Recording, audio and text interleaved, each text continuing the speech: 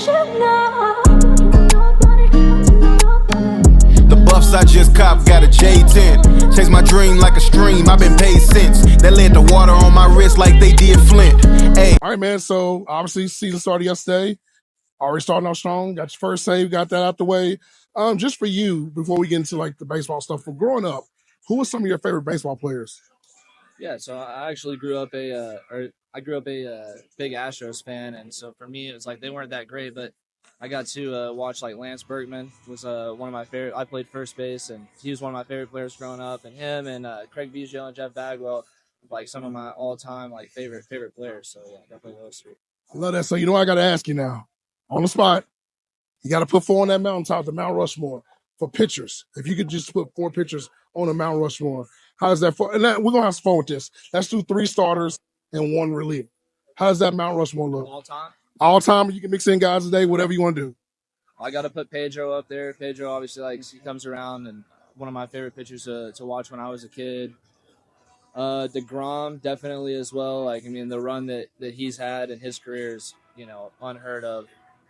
Next, I'd probably go with I feel like I got to go with Mariano as the reliever. I mean, just some crazy numbers. And then last one, more of like a personal favorite. My favorite pitcher to watch growing up was Verlander. So yeah, so gotta have those 4 in there. That's dope. That's dope. So for me, man, I'm a gamer. Gotta ask you, the first time you saw yourself on MLB the Show, what did you think? And obviously the expansion of the game is unreal now, how realistic it is. But what did you think?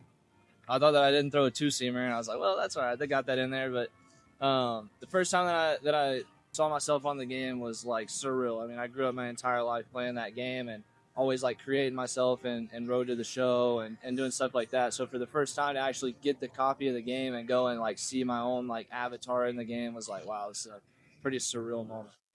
Cool. 2 more questions for me, man. So from an all-time pitch, if you could take 1 pitch, add it to your repertoire, what pitch do you take from any pitcher all time? R.A. Dickey knuckleball. Yeah. Okay. I think I knew that was going. That's going. All right. Last question for me, man. This Red Sox scene.